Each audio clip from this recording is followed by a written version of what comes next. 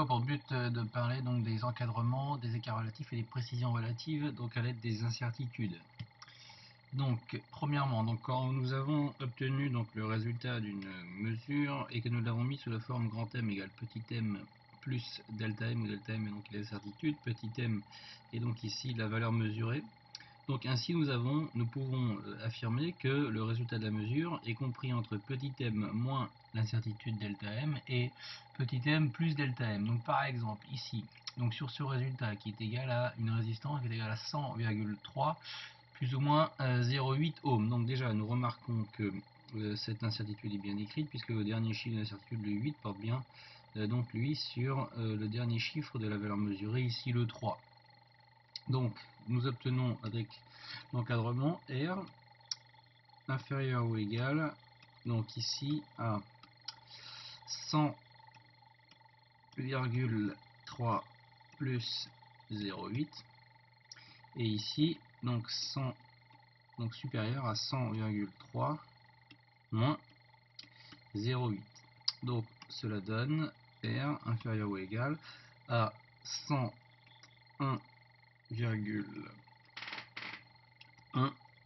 ohm et R donc supérieur à donc ici 99,5 ohm.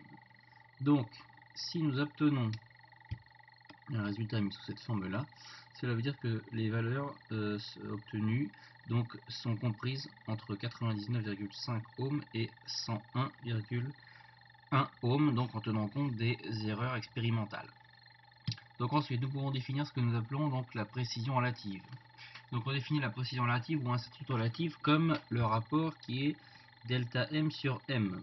Donc quand nous avons ici mis le résultat sous la forme m égale petit m plus delta m, il suffit de diviser donc l'incertitude et de la diviser par la valeur mesurée.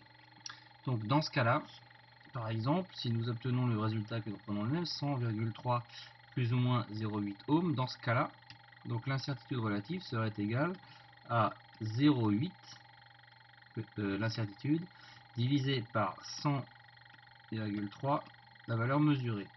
Donc quand nous faisons ça à la calculatrice, nous obtenons 0,008.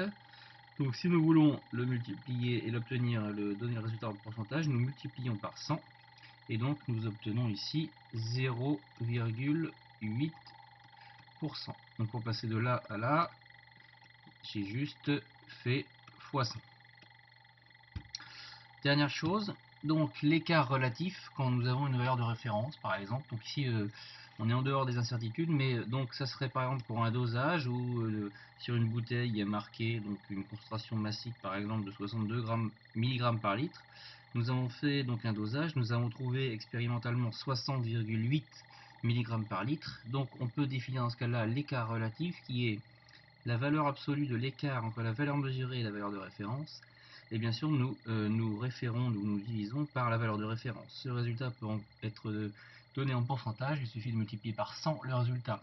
Donc dans ce cas-là, cela donnerait donc petit r égale donc la valeur mesurée ici, donc c'est celle expérimentale, 60,8 moins la valeur de référence 62, valeur absolue de tout ça divisé par donc divisé par 62 qui est la valeur de référence. Donc ici nous rentrons ça dans la calculatrice et donc la calculatrice donne une valeur qui sera 0,02. Si nous multiplions ça par 100, donc nous obtenons 2%. Donc cela veut dire que l'écart donc relatif est de 2% entre la valeur ici attendue 62 mg par litre et la valeur que nous avons obtenue 60,8 mg par litre. Ensuite, libre à vous d'interpréter ce résultat. Voilà.